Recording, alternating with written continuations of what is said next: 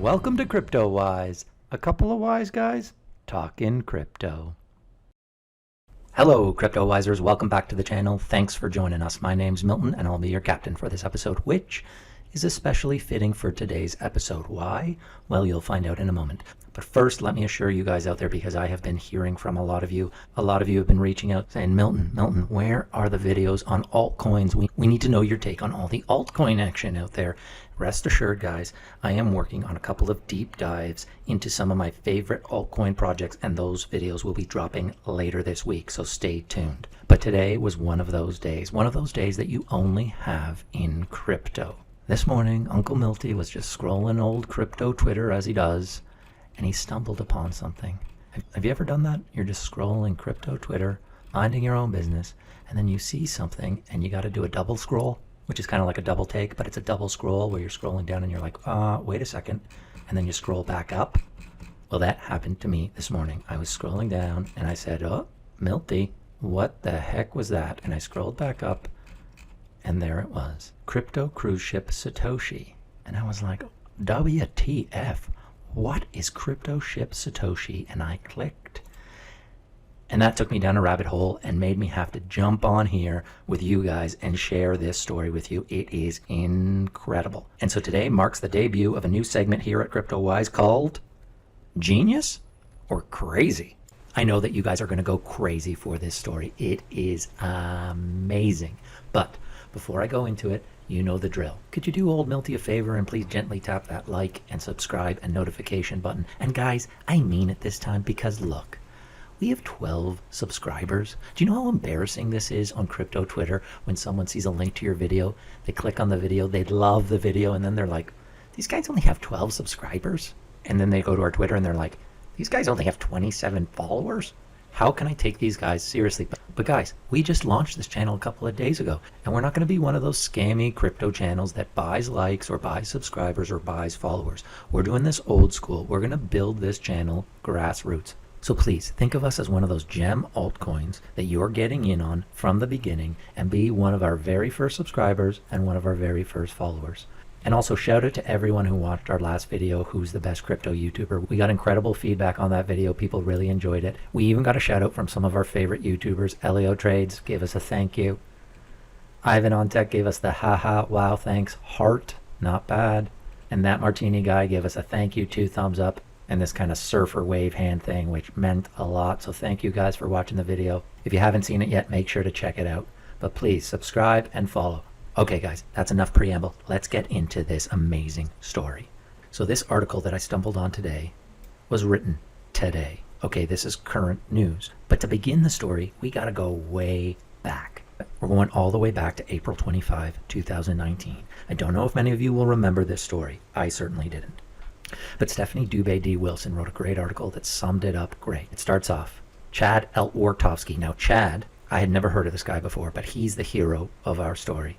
Okay, Chad Eltwartovsky, an American Bitcoin trader, may be facing the death penalty in Thailand after his seasteading 15 miles off the coast of Thailand got him in trouble with authorities. He was living in his own self-proclaimed nation, which was essentially just a floating house on the ocean. So who is our hero Chad?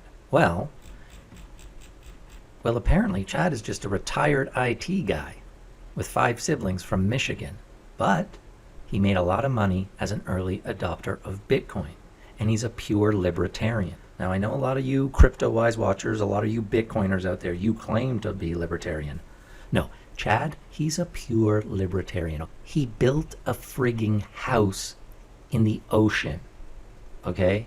So Chad and his girlfriend Nadia Saprimne Thebdit, which is a hard name to pronounce, but thankfully she also goes by the name Nadia Summergirl, so that's good. So, being a libertarian and a true, pure libertarian, Chad and Nadia, they built this house in the middle of the ocean. And it looked like everything was going swimmingly. They had created this ideal paradise in the middle of nowhere, no government control, their own little fiefdom. And they looked very happy, as you can see in this little video.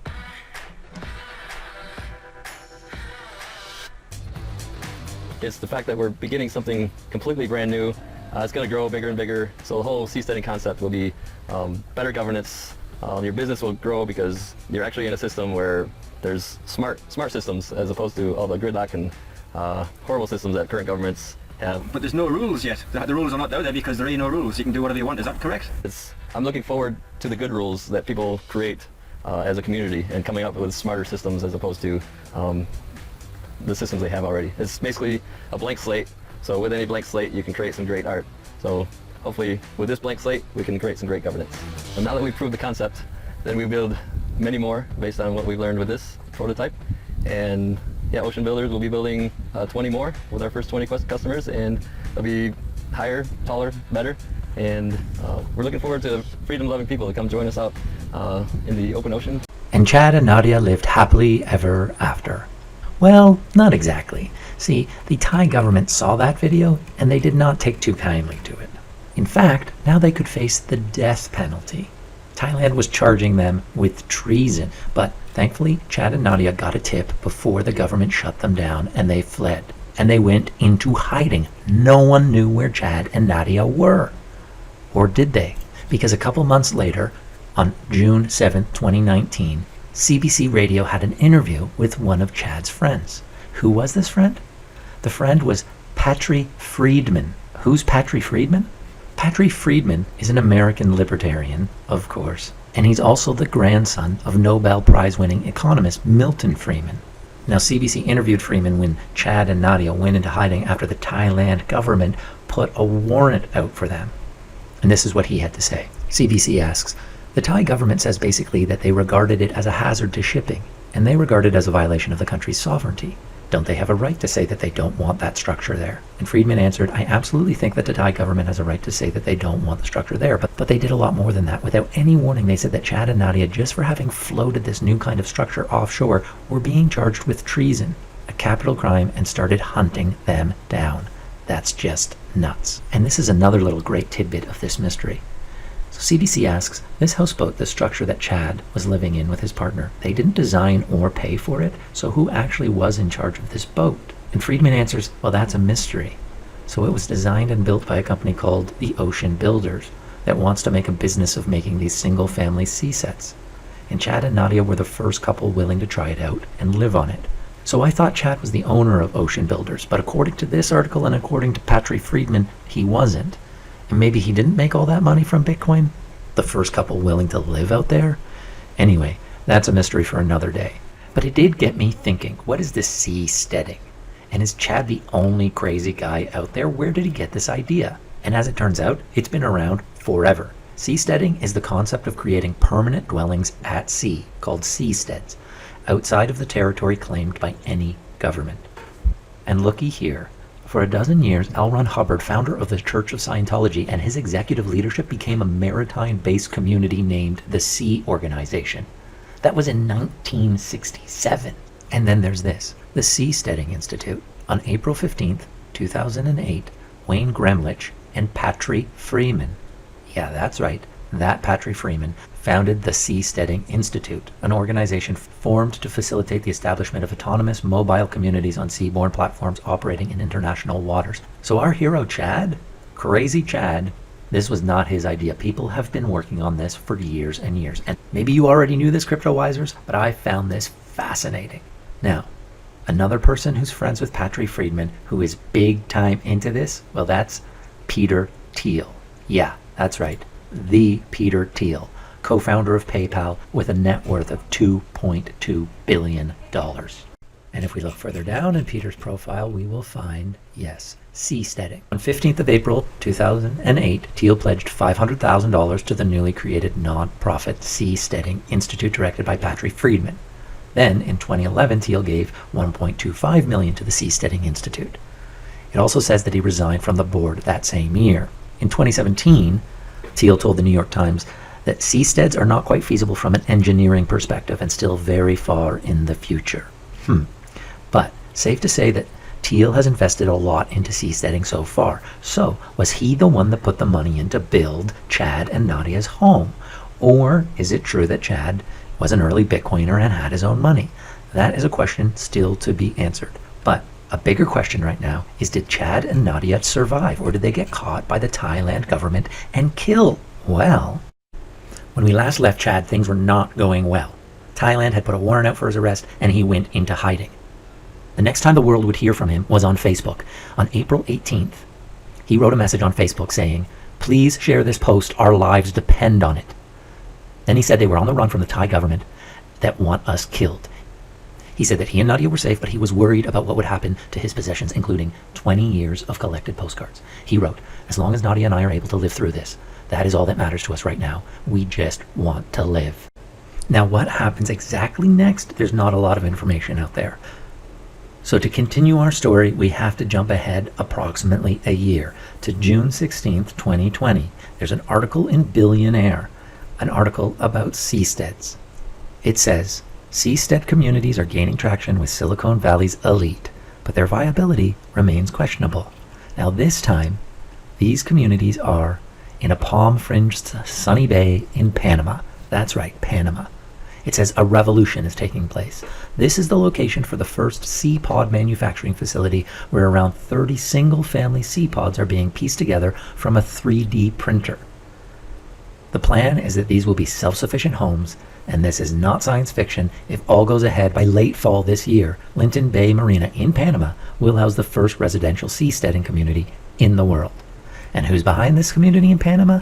That's right. This particular seastead in Panama is the brainchild of Ocean Builders, a company co-founded by Silicon Valley Bitcoin entrepreneur Chad Elwertovsky.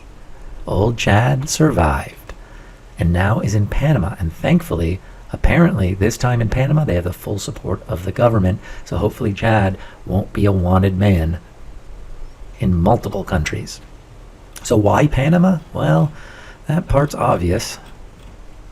One reason for trialing the concept in Panama is that it's a pure tax haven, meaning that it imposes no income, corporate, capital gains, or estate taxes on offshore entities that only engage in business outside of the jurisdiction.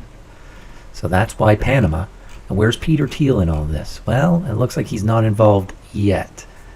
It says the Seasteading Institute said that several seasteaders are interested in buying sea pods. One, in fact, committed to buying one for an underwater floating restaurant.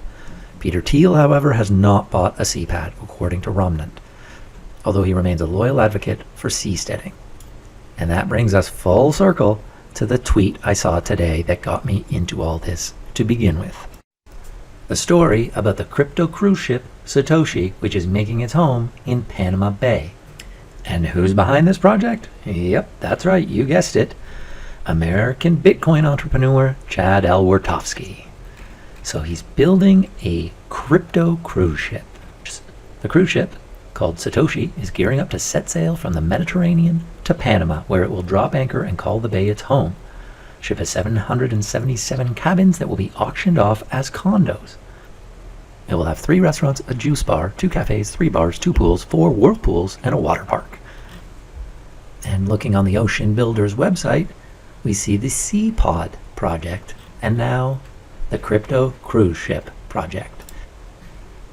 The MS Satoshi is a business-focused environment where you can relocate your existing business, set up a new global head office, or come and start a new business to be supported in an environment of like-minded entrepreneurs. Everyone from digital nomads to YouTube influencers. YouTube influencers. Interesting.